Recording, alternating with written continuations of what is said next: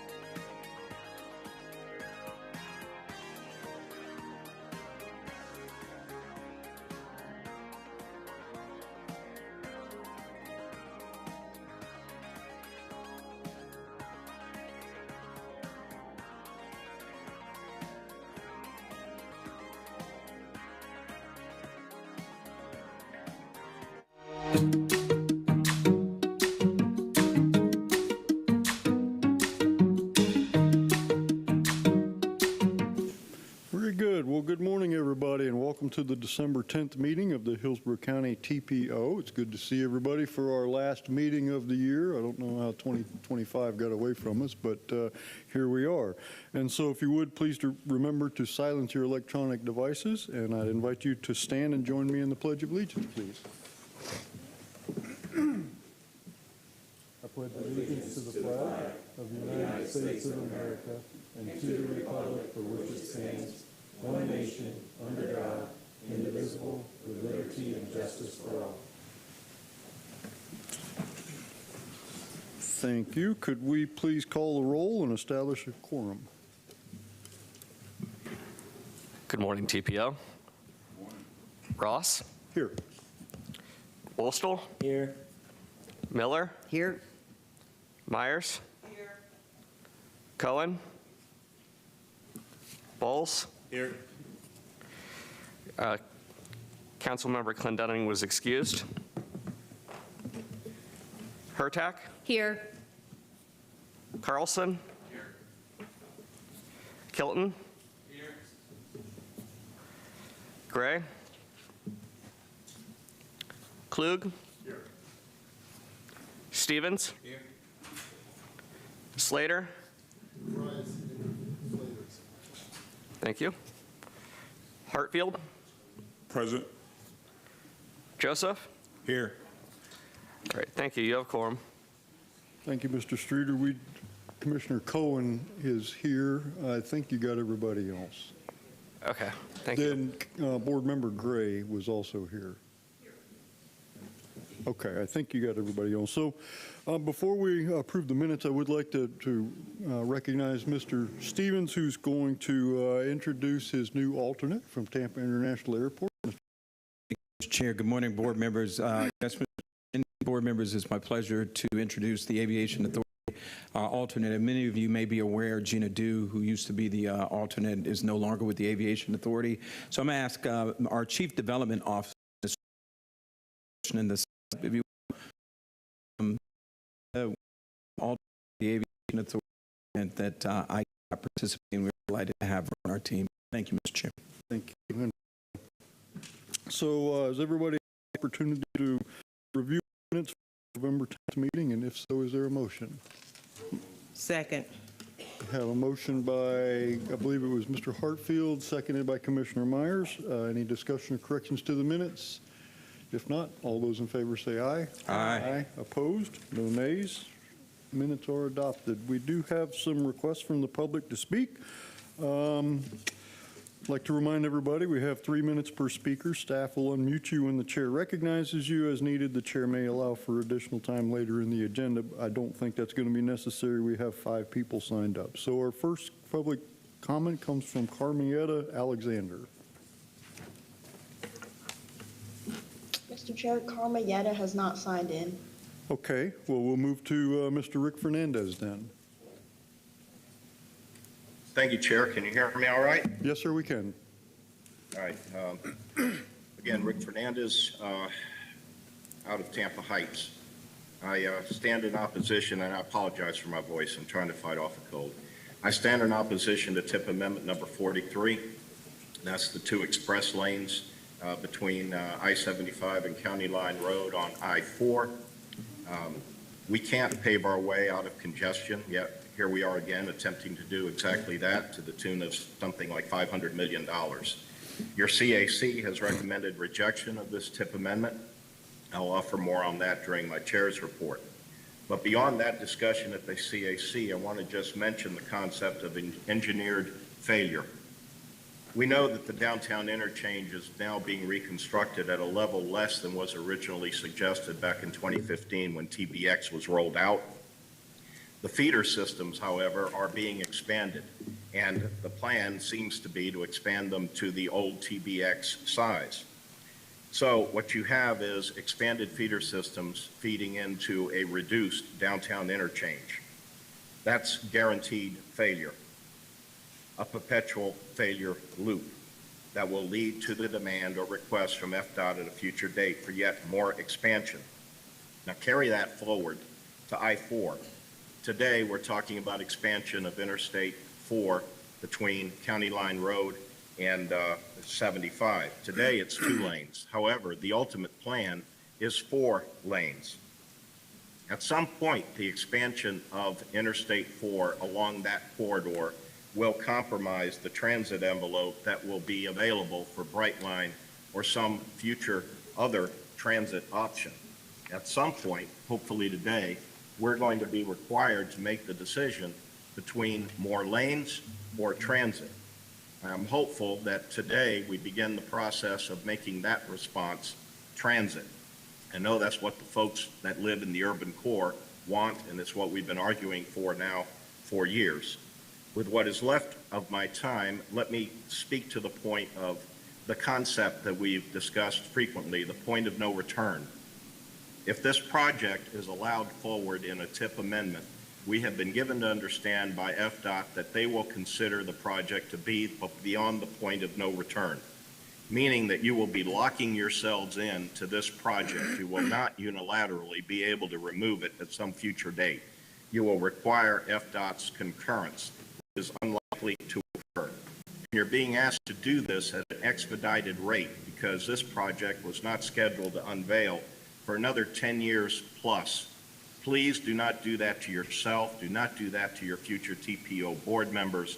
Do not do that to the community. FDOT can come back next year. We can't, and you can't. Please reject this amendment.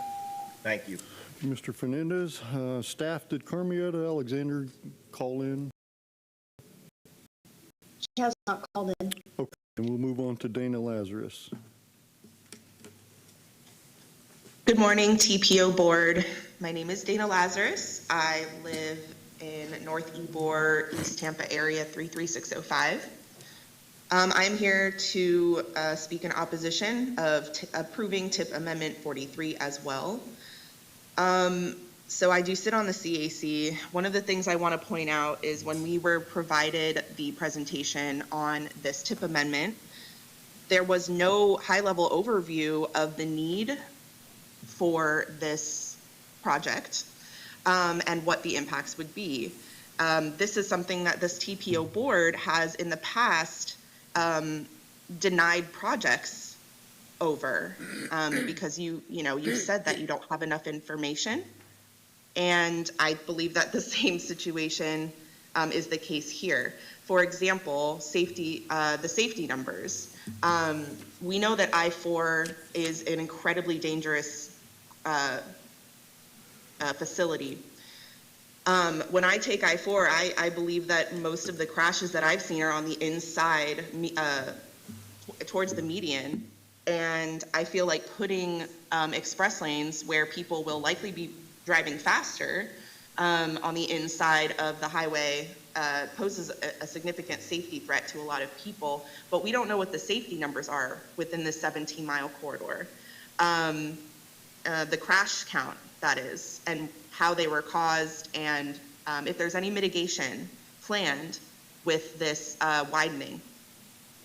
We also don't know if there's going to be a significant enough envelope for the transit that is planned within the envelope, whether that be Brightline or something else. So that is something that has to be studied before approving this point of no return money. We also don't know what on and off ramps are going to be provided within the 17-mile corridor. If there are none or not sufficient ones, then what exactly is the point of widening the road by one lane in each direction for $500 million just for people to be dumped right back out onto the same facility? It just doesn't make sense. It reminds me of the Pinellas County lanes that went in that are a significant hazard over the Howard Franklin and then like dumping out right after, I don't remember what that one road is, but there's a new facility in Pinellas County. You guys probably know the one I'm talking about, and it's kind of bad, and we don't need another one of those. And so I would just recommend that you don't approve this. If we don't understand by this point that roads and highways are extremely expensive to fund, then I don't know what we're doing. Transit is... Ms. Lazarus, your time is up, ma'am. Yep. Oh, okay, thank you. Thank you. Chris Vella. Good morning, sir. Good morning, Chris Vella, 33605. I'm against the TIP amendment. Picture your neighborhood. Now imagine something bad in it, like a drive-through plan next door to you. Now imagine even more of the same developments planned for the rest of your neighborhood because the first fast food restaurant was allowed to be built. This is the crux of allowing Lexus lanes on I-4. Unlike the crosstowns or veterans, which are solely owned and operated by the state, I-4, like I-275, is federally owned and operated, These are freely operated public roadways, unlike expressways built for tolls. The decision today is the first for every single one of you and for this county. Will you support the first Lexus lanes on our public interstates in Hillsborough County? Will you risk setting a precedent in perpetuity for more express lanes to come?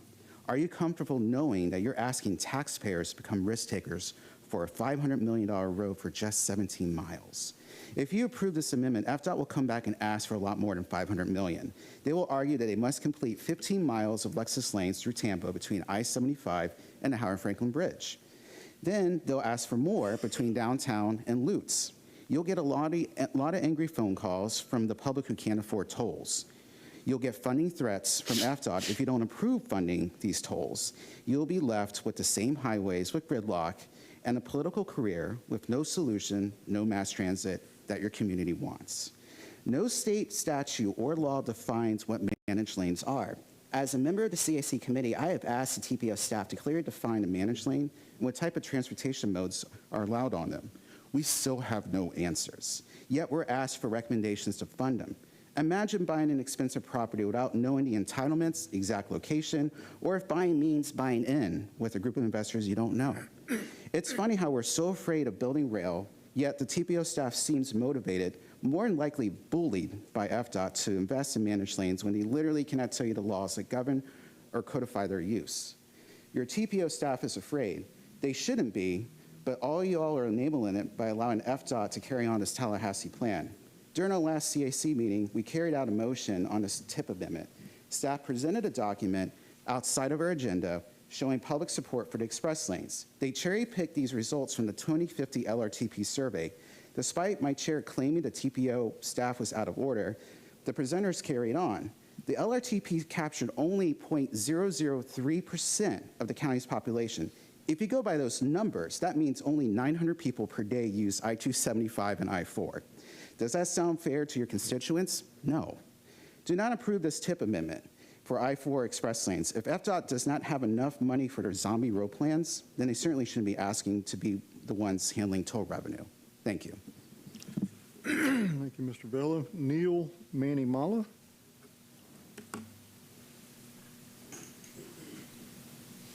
Good morning, sir. My name is Neil Manimala. Zip code is 33629, and I'm here in opposition of TIP Amendment 43. I am a physician, a lifelong Hillsborough resident, and someone who takes this corridor all the time and taking care of patients from Plant City to Tampa. And I just want to share this quote from transit expert Jeff Speck. Widening roads to cure congestion is like loosening your belt to cure obesity. Everyone in this room, I believe, shares the same goal. Less traffic congestion, more route reliability, safer travel. And I do want to honor FDOT's good intent. The desire to give people relief on I-4 is real. But this proposal does not change the diagnosis. It only changes the belt size. What you're being asked to approve today at its core is an expensive piece of cosmetic surgery. It's in asphalt form of $500 million, a procedure meant to improve the appearance of movement without treating the underlying condition. And take it from the surgeon, cosmetic surgery does have its place, but not if the patient needs a heart transplant. Anyone who lives in Florida knows this pattern. Whether you're a commuter crossing the county during rush hour on Monday, or a parent driving to Disney on a Saturday morning, or even one of my patients going to South Florida Baptist on a Tuesday night, we widen the highway and it fills. We widen it again in another 5 to 10 years and it fills. But we're not reducing congestion, and our own data supports that. FDOT's own sponsored research shows that managed lanes, even after billions upon billions invested, save the commuter on average just 2 minutes. This is a very costly short-term maneuver and not a long-term relief for congestion. Meanwhile, the same $500 million, which is proposed for this project, in cities like Charlotte and Phoenix, they were able to build 10 to 20 miles of light rail. In Hillsborough, that's the equivalent of Plant City to Brandon. The Sunrail built 32 miles of that and connected 3 counties. That's the equivalent of Plant City to Sun City Center for here. That's not just cosmetic, that's transformative change. So I urge you to support the CAC and reject TIP Amendment 43, because good medicine means choosing the intervention that actually works. Thank you. Thank you, Dr. Staff. I want to go back one more time and check on Ms. Alexander. Has she called in? I do have a number that's called in. I'm not sure if they're Carmietta or not, so let me just try to verify. Okay, we'll give you a second. Hello, the 813 number. Are you Carmietta Alexander? No. Okay, thank you. Okay, that's all I have signed up for public comment. Next up, we have committee reports and advance comments. Mr. Fernandez, you are recognized as the CAC Chair. Thank you, Chair. Sound check. Can you hear me all right? Yes, sir, we can. All right, thank you. The Citizens Advisory Committee, I'm sorry. For the record, I'm Rick Fernandez, Chair of your CAC. The CAC met on December 3, 2025. We convened at 6 p.m., concluded just a little short of 8, as I recall. We met quorum easily with between 16 and 14 people in the room, depending on when during the 2 hours we're talking about. The TPO, the CAC acted on 2 action items, both of which are on your agenda today. One was the Bright Line Station area study, and the other was the TIP amendment that we've already talked about somewhat in public comment, the I-4 express lanes from I-75 to County Line Road. TPO staff and the consultant presented on the Bright Line Station area study. CAC members asked questions on several topics, including mobility and impact fees, the role of Amtrak and Tampa Union Station, ensuring a strong connection to the streetcar, seamless interoperability of transportation services and payment systems, and the old site for a high-speed rail station. There was extensive discussion, and CAC members discussed their concerns with funding and impacts to the community, while others highlighted the need of this as a start and to continue to push to advance transit connections and efforts. The CAC voted 14-2 to recommend the TPO board accept the Bright Line Station area study. The next action item was the TIP amendment number 43. TPO staff presented the TIP amendment for I-4 express lanes. CAC members asked questions about the project and its status as it relates to point of no return, potential impacts to a future Bright Line service, what happens at the ends of the project, meaning when the additional 2 lanes end and you're dumped back again into the original width facility, the PD&E, and right-of-way impacts and safety. CAC members expressed concern that this project would not be able to be changed later, if approved, removing the ability of a future TPO board to make changes without FDOT's agreement. That, by author note, is a passing reference to the point of no return concept. Also, we discussed concerns that express lanes have tolling and crash issues associated with them, that this is a big amendment outside the regular TIP cycle and moves the project up 10 to 15 years from its original scheduled timing. Other CAC members expressed support for the project, noting that it is a critical connection to the east and has significant freight travel. Motion was made to recommend rejection of the proposed TIP amendment. That motion passed by 9-5, and in order to provide total context on this, I'm going to read into the record the motion that was actually made, because it was fairly extensive in terms of whereas clauses. Whereas the TPO CAC has been asked to approve TIP amendment number 43 for the TIP fiscal year 26 through 30. Whereas TIP amendment 43 would add I-4 express lanes from I-75 to County Line Road to the TIP, FDOT's intent being to add 2 express lanes, one in each direction along that 17-mile corridor. Whereas the described project reportedly has $3.7 million in state and federal funds to fund preliminary engineering. Whereas the subject project is among those in the governor's Moving Florida Forward infrastructure initiative, which is expected to expedite project delivery schedules by 10 to 15 years or more. Whereas there is now guidance that subject project would be considered, quote, beyond the point of no return, close quote, once added by amendment to the TIP. Whereas once a project is deemed to be beyond the point of no return, this and future TPO boards would be powerless to unilaterally remove this project from the TIP. Whereas the proposed TIP Amendment 43 is interpreted as an effort to prematurely commit this and future TPO boards to a construction project estimated to cost $500 million. Therefore, the TPO CAC recommends rejection of the proposed TIP Amendment number 43. That motion passed by a vote of 9-5. Unless there are other questions, that'll conclude my report. Thank you, Mr. Fernandez. Are there questions, board members? Any questions for Mr. Fernandez? Seeing none, thank you, sir. Next up, Yes, sir. we have Sarah Caper from TPO staff. Good morning, Ms. Caper. Good morning. Here are the other committee reports regarding today's action items. The Livable Roadways Committee, Bicycle Pedestrian Advisory Committee, and Technical Advisory Committee all recommended that the TPO board accept the Brightline Station area study.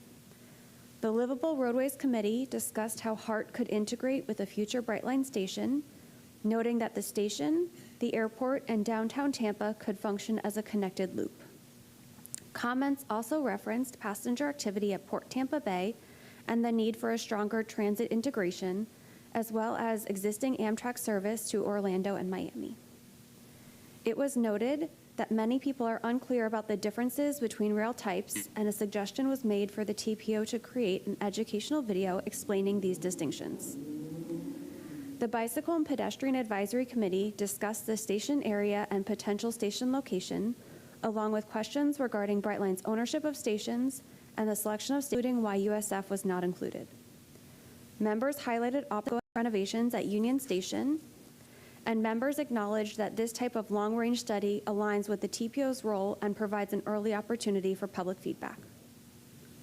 The Technical Advisory Committee noted that the study was well prepared and leaves room for continued planning.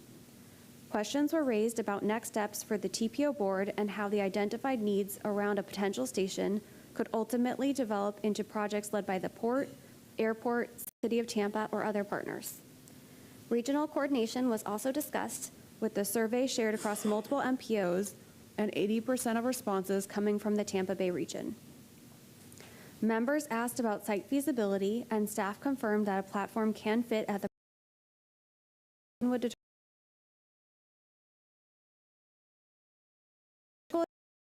also recommended that the TPO board approve the amendment to the I-4 Express County Line Road TIP amendment. Public comments were received via email and social media. Peter Crosby emailed could become a burden on residents.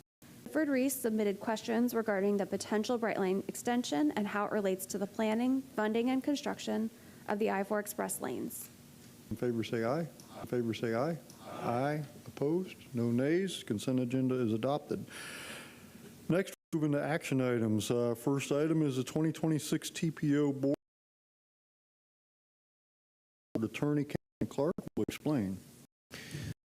Members, I do, as I also annually do the election of officers, and then committee appointments for MPO. We can do the committee appointments really quickly, but start with the election of chair and vice chair. I'll ask for nominations. No seconds are required.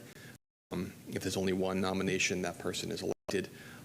So I would start by asking for nominations for TPO chair. Mayor Ross is nominated. Are the nominations? Seeing none, Mayor Ross is elected. Congratulations, sir. Thank you. Next, I'd ask for nominations for vice chair. Are there nominations? Nominate Watson. Commissioner Wassell's nominated. Any other nominations? Commissioner Wassell is elected. Congratulations. Next is the chair of the Transportation Disadvantage Coordinating Board. Presently, it is Commissioner Myers. Typically, it is, I would ask if Commissioner Myers is interested in reappointment. I'd start with that. Yes. Okay. Nomination to that effect. Otherwise, if there's an alternate. Yeah. Okay. So moved. All in favor, say aye. Aye. All right. You know what? I take that back. I didn't even need to vote on that because only one nomination. My apologies. So next we have Councilmember Hurtak is presently the LRC chair. Is the councilmember interested in reappointment? Yes. Okay. Any nominations to that effect? I move to approve. Any other nominations? Councilmember is reconfirmed. And finally is the alternate to the MPOAC. The board chair is the regular member, but the alternate presently is Mr. Anderson with Mr. Klug as alternate. Mr. Klug, are you reconfirmed? Okay. Any nominations to that effect? Okay. Any others? All right. Confirmed. Thank you. That's all I have. Very good. That was quick and painless. Thank you. And board members, I do want to, again, thank you very much. I'm honored that you would place that trust in me. It's one thing to be elected into office. That's a big honor. But it's another to be elected by your peers. And when I look around this room, I don't even consider myself your peers. So thank you very much for your confidence. Okay, next, I lost my place here. Got so excited. Drunk with power. Next is the Bright Line Station area study, and Sarah Capers is returning to explain. Good morning again, TPO board member. Thinking about if a Bright Line station were to come to Tampa, how do we prepare for that? And that thinks about what kind of connections and improvements are needed to start thinking about so we are ready if a station comes.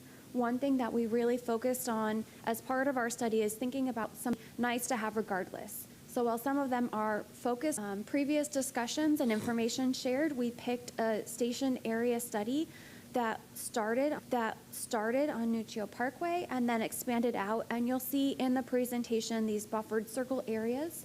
So we did consider different mobility and infrastructure needs from a station site through the areas within different quarter-mile areas, a mile area, and beyond, so we can think about what is needed at these different levels. We do recognize that the area around that line on Nuccio Parkway is underway with a lot of different development, and you'll hear about that briefly, but we did recognize there's a lot of activity happening in this area and a lot of changes happening to the transportation network and more. We began this study in February of this year. We did an initial review of what's out there today, recognizing it's changing rapidly. We looked at peer facilities, and you'll hear about that in a moment from Stephanie. We did a survey in May that we received a lot of really responsive feedback from that was helpful for us. We conducted an analysis of current transportation connections between the different areas and developed user profiles to help humanize who might use this service and what their needs are. Then we worked on a conceptual connectivity plan, and then we went to the committees and are here before you today. As part of our effort, we did engage with a number of different stakeholders and study team members. We met with stakeholders multiple times throughout the project, and those include the Planning Commission staff from the City of Tampa, which included multiple departments. We included Port Tampa Bay, HART, FDOT, THEA, the Tampa Downtown Partnership, the Tampa Bay Partnership, Friends of Tampa Union Station, and the schools in our stakeholder and study team. We also had several conversations with Tampa International Airport and with Brightline as part of this process, though they didn't participate in that committee. They did provide feedback for us along the way. And with that, I'll turn it over to Stephanie to provide the rest of the presentation. Thank you, Sarah. Thank you, everyone. Again, my name is Stephanie McQueen. I'm with HDR. And I think this is a really exciting topic. We had a lot of enthusiasm from stakeholders that we worked with, and we'll talk about the public survey. As Sarah mentioned, when we started our analysis, we looked at the context of the station area. And it's probably very different than what our memo from earlier this year is pointing out, given the rapid changes and growth.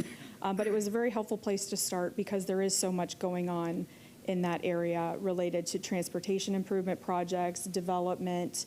The demographics of the area are changing, and we all know it's a historic area, so we took into consideration where are those resources and constraints within the area. We also looked at peer facilities, as Sarah mentioned, the Brightline stations in Miami Central, Fort Lauderdale, and West Palm Beach, to understand what do the stations have within their facilities and within the surrounding areas, to understand what users of those stations experience when they travel to and from there, and what are the pieces or amenities or types of improvements that at a Tampa station we would want to include. And some of the key things that we thought were really interesting were wayfinding and transfers between the different transit modes. So people getting off a Brightline can get easily to another transit mode, bus, another train. And then also just comfort, safety, all those things that make traveling on transit more appealing to people. Back to our survey, we conducted a survey that we were kind of blown away with how many people responded. It wasn't a statistically valid survey, so it was a lot of people kind of self-selecting to participate, but we had almost 12,000 people participate, and we advertised it on local media, so it was on, the Fox News in the morning. I turned it on one day and saw that, and we promoted it throughout the TPO's email distribution list, social media, as well as our TPO and MPO partners around the state. So it wasn't just people in Tampa Bay responding to this. This was people from South Florida, Orlando, that had received the notifications via their TPO or MPO board distribution lists. Overwhelmingly, there was support for a station and Brightline service within Tampa. And why we wanted to talk about this survey today with you guys is really trying to understand the access to and from a station, because that's really what we can focus on this time, is not necessarily where it goes, when it comes, the funding, all of those kind of pieces, but really how are people going to get to and from a station. When we asked people how they would get to the station from the Tampa Bay region, a lot of people said that they would drive. Obviously, that's kind of their main point, but almost 50% said that they would be open to using more than one mode. So if there were ride share, if there was transit, if there was another mode, they would be open to it. They weren't, only going to drive by car.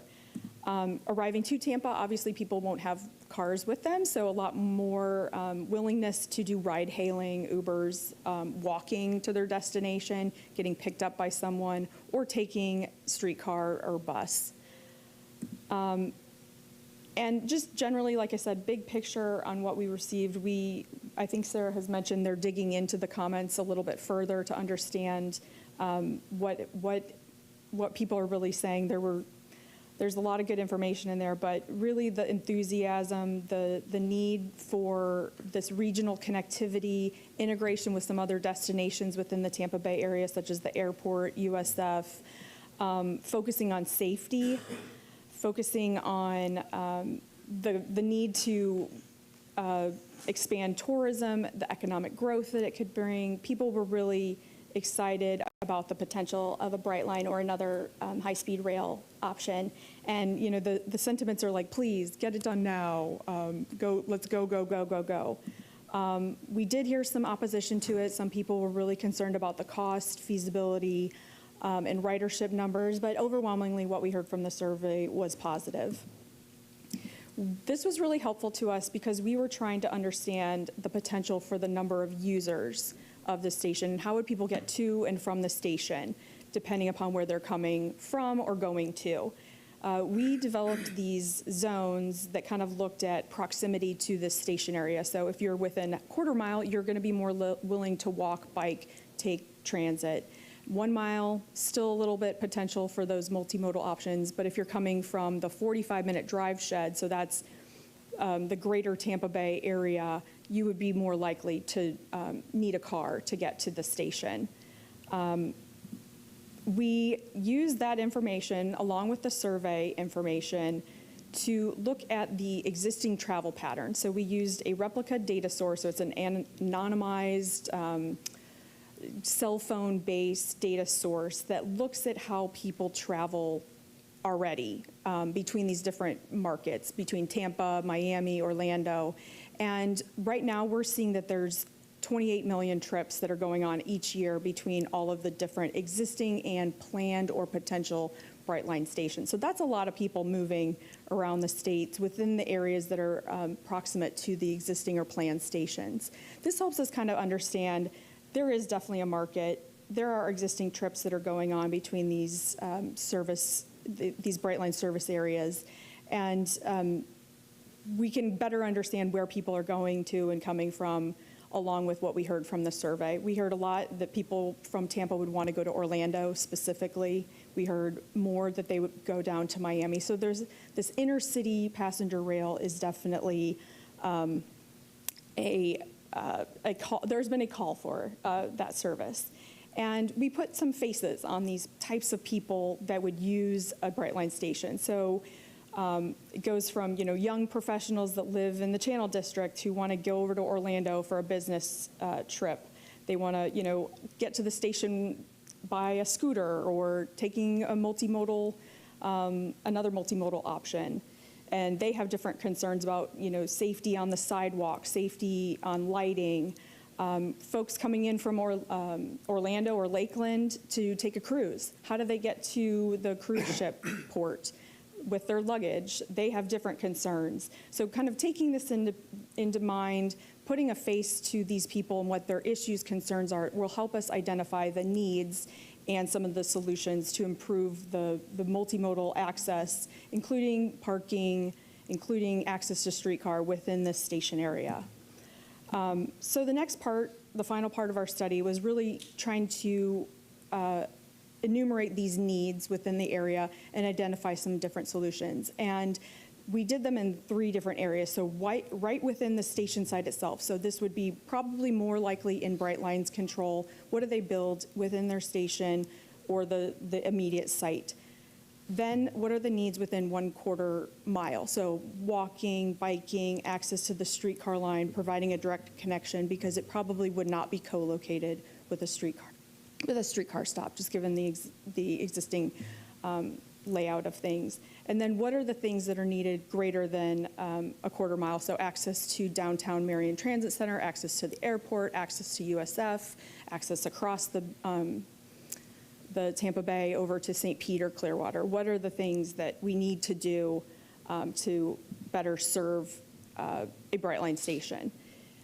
For our connectivity plan, we developed it by mode. So our first mode that we looked at was roadway and parking. And really the need that we identified was improving that local street connectivity, enhancing safety, managing congestion management on the curbside, so people are dropping people off. How do we manage that traffic getting to and from a Brightline station? And we came up with a few ideas based on some of the existing projects that are underway on I-4 and 275. There's a new on and off ramp proposed right there on 14th and 15th Street. So maximizing that new connection, how can we improve the street grid?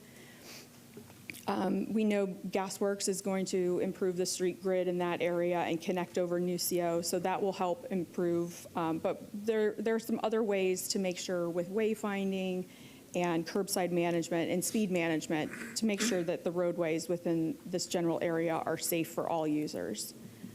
For transit, we looked at how to really maximize that connection with the streetcar. If the station comes in along Nucio, there's several stations that it could connect to. How do we make that easy for people to do a transfer? And with HART, their bus lines, obviously that could change. If a station comes in, the bus routes could be realigned. So how do they do so in a way that makes that transfer easy for all users? And generally, even if Brightline doesn't come, having access between the HART routes and streetcar would also be a really important consideration.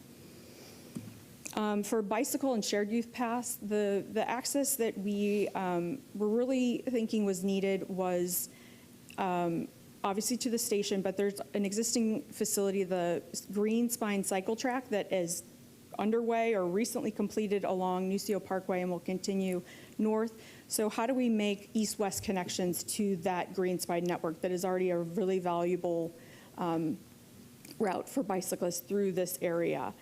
And so we're proposing enhancements on some of the major east-west roads. And then also we heard Nebraska Avenue was kind of a safety pinch point crossing the railroad tracks right in front of Union Station. So that might be another future need that could be realized with an improvement project.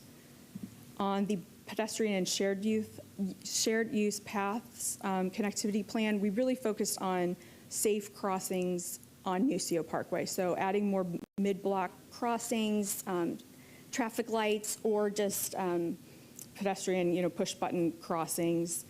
There's already been a study that kind of shows where the sidewalk gaps are, so completing those highest priority projects is recommended.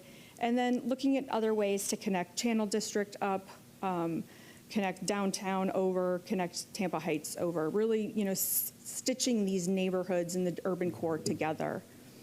And finally, technology and wayfinding, that's what's going to help people get around, make the connections between the different transit modes, make sure they feel comfortable parking, make sure the lighting is adequate for safety at night and things like that. And I'll turn it back over to Sarah. Thank you.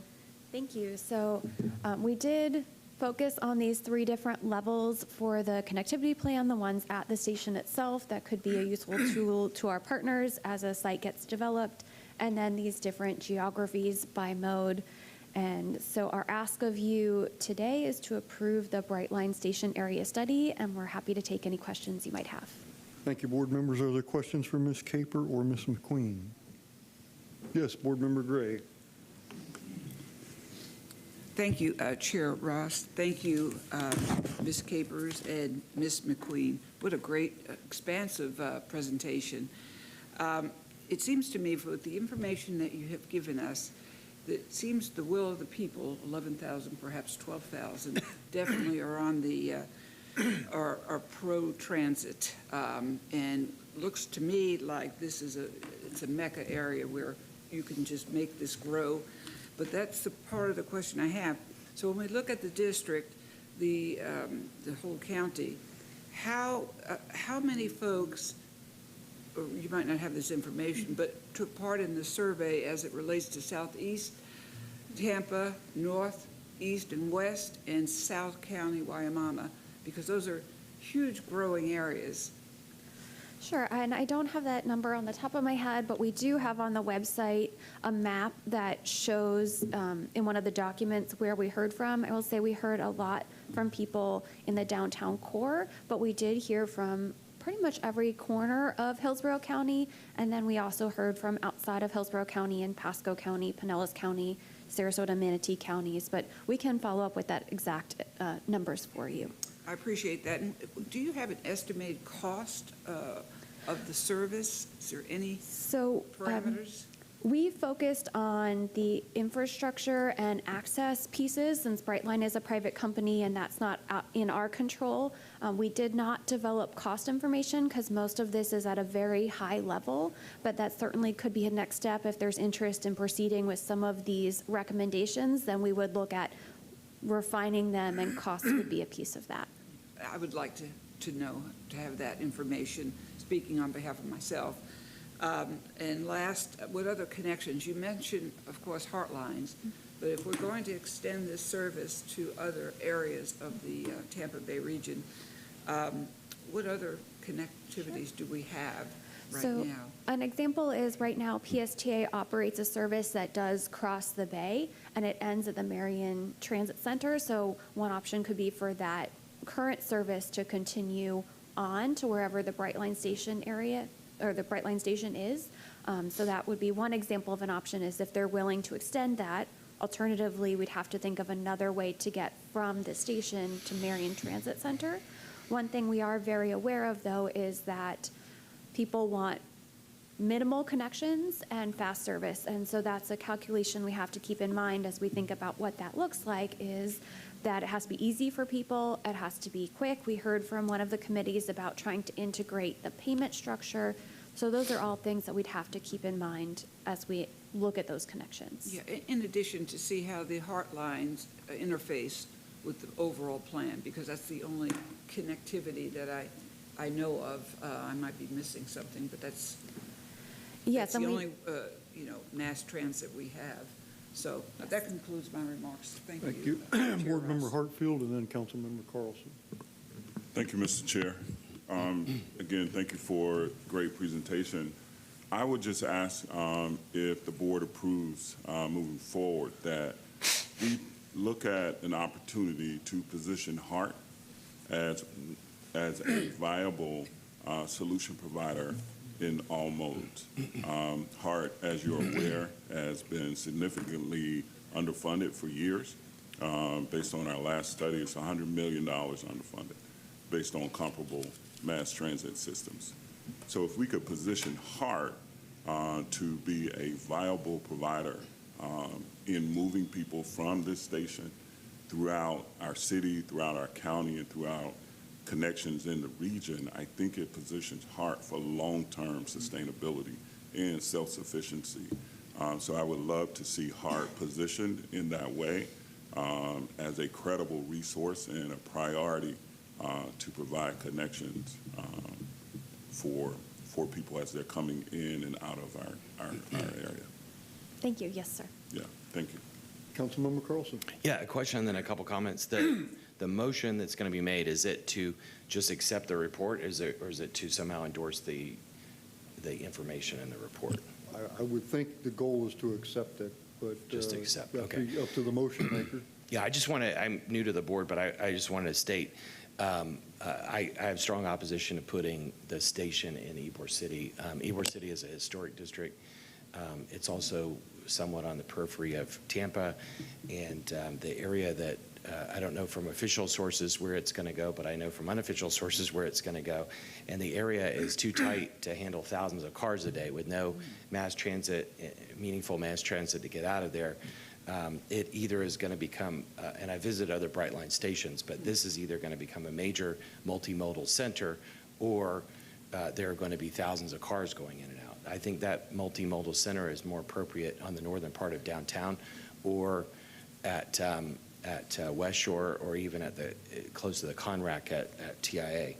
I don't think it's appropriate for a historic district. The second thing is that, and this came up the last two proposals for high-speed rail, I think this is a huge threat for Tampa Airport. Unfortunately, I'm not allowed to talk to Michael about this outside this room, but before Joe Lopano and Michael took over, we had 14 years of mismanagement, undermanagement of our airport. We lost 60% of our international flights. We lost many of our domestic flights to Orlando. And there were lots of excuses about why that happened. Joe's team, Michael's team are bringing those flights back, but still we're competing heavily with Orlando. The ability for someone to get on a high-speed rail, go essentially directly from Ybor or downtown to Orlando Airport, and potentially save money and save time by flying nonstop. I think that's something we have to seriously consider. I think it would be more appropriate if it was closer to the airport, so that people from Orlando could come to our airport, or people coming into our airport could easily get to Orlando. That's a discussion for another day, but I just want to put it on the record. Thank you. Thank you, Mr. Carlson. Mr. Clark, could you just clarify for the board that when we accept this, confirm that when we accept this report, we're not necessarily approving the location of the station? Yeah, typically, unless that's part of the motion or part of the request. So all of the items have a recommended motion. So I would defer, I guess, to Dr. Wong as to what the recommendation is from staff on the item. The recommendation is just to approve or accept the report. Microphone. Oh. Johnny Wong, TPO Executive Director. The requested or recommended action from staff is just to accept or approve the report. Okay, just clarification on that. Thank you for bringing that up, Council Member. Commissioner Wastel. I was stealing a microphone from my colleague here. Thank you for the report. I was pulling up your map. At first, I was excited when I saw the number of respondents, but then when you said that you sent it to other TPO mailer lists, it tells me why, from a data standpoint, why the results were so skewed in favor of it, and you only got 1 to 2% negative feedback, and that's because in my experience is that the people that are often plugged into these types of environments and boards and that are in constant contact are the transit activists, not the people, not everyday citizens that just drive on the road, and that's why I believe it was so skewed in one direction. If I can tell you that at 1.6 million people in Hillsborough County, if you really got aggressive in the unincorporated area, you would see a huge swing back the other way than the results you got here. Seeing some respondents were in Tallahassee, Gainesville, Jacksonville, Palm Beach, Cape Coral, Sarasota. So a lot of those, you know, for me, junk in, junk out type of scenario. I've always said I'm not opposed to Brightline, and they just have to come and do it with their own money. But I think that's why, from a data standpoint, you got such skewed in one hard way. I was looking, though, you know, a lot of the transit activists, they scream affordable transportation, affordable transportation. Well, it's clearly proven Brightline is very unaffordable for the average family. I mean, that's without debate. That is just the price of their tickets right now. And I noticed that on the demographics of your respondents, the almost super majority of them were household income $100,000 plus. I think that's a key data point that everyone should be looking at, is if that's your goal, that's not what the respondents are reflective of, and that's not what you're going to get with what's currently on the table. I would look to, you know, FDOT gets all this unnecessary flack, but, you know, they heavily subsidize the Sunrail, I think it was, and they are massively upside down on revenue now that that's ending. And I mean, where that goes is probably catastrophe unless somebody, Uncle Sam, comes in and saves them.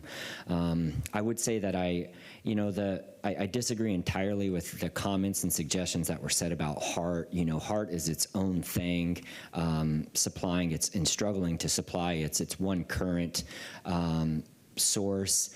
You know, the numbers about, you know, that we're underfunded, those are made up numbers that are regurgitated, and I want to make sure that we leave that with here. Our CEO of HART has said multiple times on the record, I believe I've had him say it 6 times, that even if he received double the revenue that he has right now, which is $130 million a year of operating revenue, serving no more than 20,000 people, I think that the real number is closer to 10,000 Hillsborough residents. It's $130 million a year for about 1% of Hillsborough County's population. And he has said numerous times with clarity that even if he received double the revenue, he would not be able to expand the current service area. He would only be able to improve the current route times. And that is a very clear testament about where HART is in the service that it's providing. So suggesting that they come into some operator to South County, there's not going to be a train in South County for 20 years. HART has also said very clear on the record multiple times that the Res 4 density that all of that area has grown into absolutely will never support the ridership for a train. So I think we should just remove ourselves from that notion.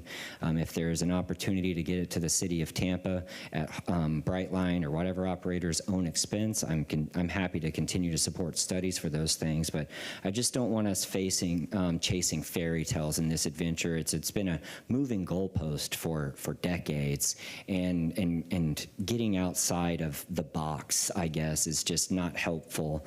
So I just, is there an additional, is the study done, the money spent? Yes, sir. So I would just point out those points of view about the data, is that, you know, getting respondents from Tallahassee, et cetera, you know, around the state, I don't know how helpful that was as an indicator of what support it's going to get locally, because that's what really matters. Maybe the Orlando question is interesting to see how much back and forth you would get, but I think that's just, I don't know. I'm kind of left agnostic after the completion of the study. I was hoping for more of like a centralized, like, hey, this is what expectations you could see. And I would imagine, I'll just close on this, Mr. Chair. We had a gentleman come in several months ago now, maybe a year ago. Time's running together on me. And he was talking about what it would cost to convert a lot of our CSX rails from commercial to passenger. And he said no less than $10 billion for us to try and just complete our little triangle here. I bet that key data point wasn't included on the survey of a, hey, did you know, right? Because that's a massive figure to get by the community. So anyways, I appreciate it, and I look forward to see what the next steps are in deciding what location. Thank you.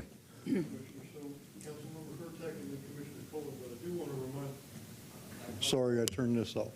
Councilmember Hurtak and Commissioner Cohen, but I do want to remind board members that we have a hard stop at 11:30 in this room, and we have a probably interesting tip amendment coming up. So, Councilmember Hurtak. Okay, I just wanted to say thank you for the survey, and for me, it was a focus on like where the station goes and what we can do surrounding it, knowing that now TGH is going to be building another hospital not too far away from this possible Brightline station is also something to really consider, and that happened after your survey went out. So I really appreciate the consideration of what we're going to do to get people in and out regardless of where it is, but I believe it starts the conversation, and that's what we need to do, so thank you very much. Commissioner Cohen? Thank you. I'll be very brief. I think the reason, or at least the reason that, while I obviously support accepting the report, I think the reason that there's some trepidation is because implied in all this, at least to me, is that there has to be a part two. There has to be an ability to get people from wherever the station is to downtown and to West Shore and to the airport, and maybe even over the Howard Franklin Bridge. Well, definitely over the Howard Franklin Bridge.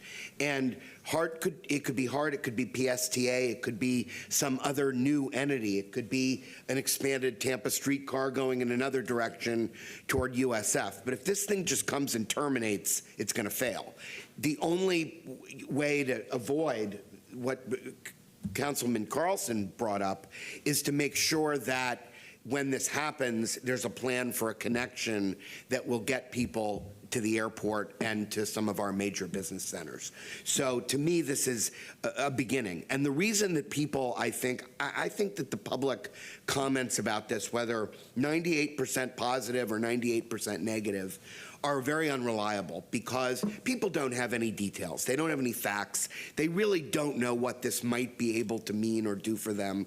And until you have a program that's really comprehensive, I don't see how people can make an intelligent decision about whether they support it or not. But I am going to obviously vote to accept the report, and I hope it's the beginning of the discussion rather than the end of the discussion.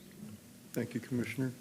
Mayor Kilton, and then Mr. Klug. Very, very briefly, I think we keep having the conversation like Brightline is a done deal and it's going to happen. I think it's still a huge if, and not just if, but what the timeline is going to look like. I think that the conversation still might be a little bit premature. I think it's important to have, but if it happens, it's going to be a long way down the road, and we're going to have to revisit this conversation in the future. So I think that point is well taken, and I'll support it today, but I just don't, until we have more clarity from them on what they're actually going to do, this is kind of a moot exercise in my opinion. Good. Mr. Klug? Yeah, and I just say that there's a lot of questions or reservations of a report, and I think a lot of people like seeing the report. I would just move that we accept the report versus approve it. So just change the recommendation to accept. We have a motion by Mr. Klug, a seconded by Commissioner Wastl. Discussion of the motion to accept the report. If not, all those in favor say aye. Aye. Opposed? No nays. Thank you very much, Ms. Capers, Ms. McQueen. Next, we have 28 minutes to discuss the tip amendment proposed for I-4 express lanes from I-75 to County Line Road, and Elizabeth Watkins is here to explain. Good morning. Elizabeth Watkins, TPO staff. So this tip amendment is before you today, partly because it was announced through Governor DeSantis' Moving Forward initiative to accelerate this project from I-4, from I-75 to County Line Road, nearly 10 to 15 years to go to construction in 2028. And at the core of what's proposed is one single express lanes in each direction, so a total of 2 lanes. So part of the need for this project is that the number of trips on I-4 are estimated to nearly double over the next 20 years, as well as it's a really important freight corridor, and currently travel times are very unreliable. Here's a typical section of what's proposed. So there will still be 3 general purpose lanes going east and west, and then 1 express lane in each direction. As was mentioned earlier, while this project is just 1 express lane in each direction, the full build-out is anticipated to be 2 express lanes in each direction. So what this typical section is showing, that even with the future full build-out of this project, there would still be about 44 feet preserved for transit in the right-of-way.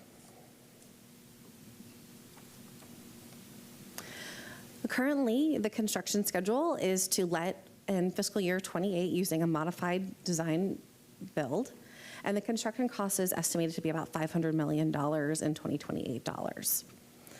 The planning and development, project development and environmental study was approved in October of 2019.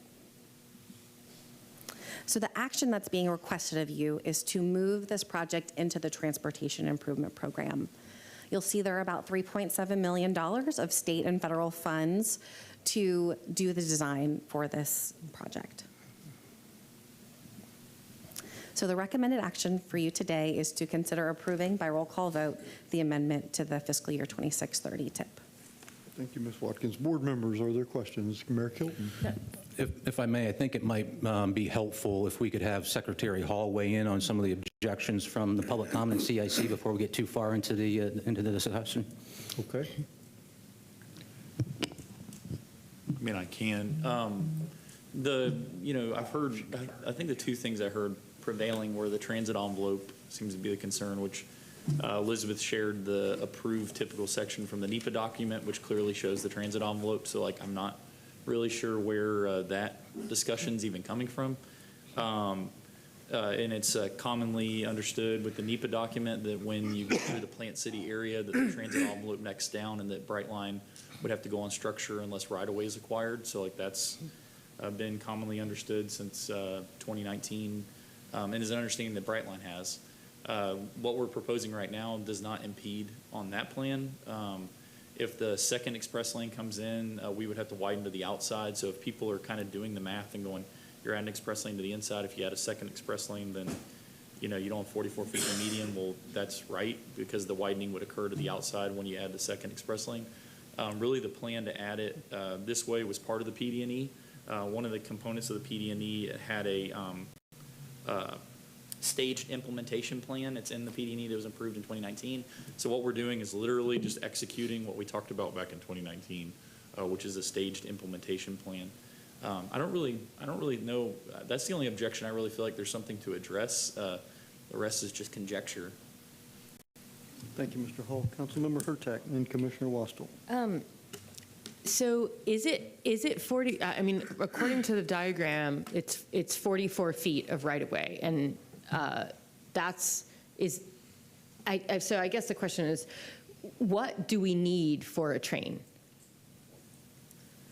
44? Okay. Yeah, just so you know, the 44-foot preserved envelope was established when the Florida high-speed rail was discussed. That was the width designated. Okay, and it's 44 feet the entire, how many miles is this? It's not the entire, that's what I was clarifying. So through Plant City, there's not 44 feet, there's never been 44 feet. But the understanding through there is that Brightline would have to go on structure or right-of-way would need to be purchased along that entire stretch. Is there 44 feet there now? No, I'm saying there's not there now, and there won't be in the future unless right-of-way gets acquired, because the current plan right now is that Brightline would go on structure through Plant City, because right now there's less than 44 feet. Okay, so this is the thing that concerns me the most, is that in this motion to approve, we actually talk about preserving right-of-way for possible transit. That is the thing that I've got to stand up for with the community, because as we just heard, I mean, regardless, the citizens, at least of the city of Tampa, really want to make sure that we preserve right-of-way for whatever type of train comes. So just understand that the transit envelope in the median does not change with this project. So the areas where there's 44 feet, which is what was specified by the precursor to Brightline, which was the high-speed rail, but Brightline has said the same specifications, 44 feet. Where there's 44 feet, there will still be 44 feet. In the areas right now where there's less than 44 feet, there will still be less than 44 feet. And the only reason why I'm not using the numbers is because it varies through Plant City. It's 19 feet in some areas, it's 21 feet in some areas, but we are not impacting that. So that corridor, 44 feet, 19, 21, it stays the same. Like, this project is not changing that. And really the way to explain that is, out there we have a wide shoulder, and we have some other space that we're utilizing on this project with a little bit of minimal widening to the inside that does not impact. And so just understand that when we're building this job, we're building with the inside line that we've always proposed, including a transit envelope. And that's why I'm saying when we come to build the second express lane, we will have to go to the outside, which is what's approved in the NEPA document, is that we would widen to the outside to add the second express lane. And how many on and off ramps? That is kind of an interesting question, because I've ridden the one in St. Pete, and or not ridden it, but I've seen it, so I'm. Yeah, so the I-4 express lanes, the approved, there's no dedicated on and off ramps out of the express lane. There's ingress and egress from the general purpose lanes. Yeah, that's what I meant. I believe there's 3 or 4 through there. There's one basically right at 75. Okay. There's one, it would be kind of in the Forbes Road area. There's one then a little bit further at the Thonotosassa, and then obviously the final ingress egress, which is at the Polk Parkway. Okay. We use County Line Road, but it's the Polk Parkway. Okay, and so basically what you're saying is that the on and off ramps would be close to the big areas that people would need to get on and off. 100%, yeah. So Okay. when the study was done back, 2015 through 2019, ingress and egress was the main focus of the federal government when we were going through it. And so we are not changing the ingress and egress from what was approved. Like, we're just building what was approved back in 2019 is what we're doing. Okay, thank you. Okay, thank you. Commissioner Wastel, then Board Member Gray. I'll move for approval. Motion by Commissioner Wastel, second by Mayor Kilton. Yes. Can I do a friendly amendment that just guarantees that we support the, that we have the space for transit in that envelope? So This has nothing to do with that, right? That's what I just Yeah, heard. I think just to understand, so the TIP amendment is, so this is our funding, right? This is DOT funding, this is SIS funding. The TIP amendment is just authorizing us to spend the money that we've allocated for it. The preservation of the transit corridor is documented in a NEPA document, a federal NEPA document. So for me to reduce that width, I'd have to go back out and do a NEPA document, do public engagement. I'd have to come back to you and say, hey, I'm shrinking the transit corridor. This instrument right now is purely just a funding instrument. It's not, like I'm just saying you could add the language, but it doesn't impact, it won't hold us to what you're wanting to hold us to. That's the NEPA document that holds us to that. Okay. Okay, we have a motion by Commissioner Wastel, seconded by Mayor Kilton. Board Member Gray, you're recognized first for comment since you were up next. Thank you, Chair Ross. I think the questions have been answered. I think the recognition that this is the State of the Union, USF, and has done a study every year. Many of us have gone to it. They recognize that the #1 cause of poverty is lack of transportation. So whenever we talk about having a activist in transit, I speak for a lot of our students. 69% are in poverty and their families. Transportation, in my mind, is solidly critical. So with regards to the motion, I thank you, Justin Hall, for being very, very right on top of the possibility of transit, because I think we need to keep that open. Some of us may agree or may disagree, but that opportunity needs to always be open in my mind for the reason I just gave. I'm going to support it. Thank you. Is there any other discussion of the motion? Hey, Chair Ross, just one other clarification, because I heard it brought up in one of the comments, is transit vehicles can operate for free in the express lanes. We get asked that all the time. Like a bus, whatever, anything that's tied to transit operates for free in the express lanes. We've been asked that before, and I think it's just important to be very clear and transparent. They operate for free in the express lane. There's no cost. Thank you, Secretary Hall. Other comments on the motion? All right, if not, Mr. Streeter, would you please call a roll call vote? Ross? Yes. Wolstall? Yes. Miller? Yes. I'm sorry, into the microphone, please. Yes. Sorry. Yes. Thank you. Myers? Yes. Cohen? Yes. Bowles? Yes. Hurtak? No. Carlson? No. Gilton? Yes. Gray? Yes. Klug? Yes. Stevens? Yes. Frey? Fry, yes. Hartfield? Yes. Joseph? Yes. Thank you. Motion carried 13-2.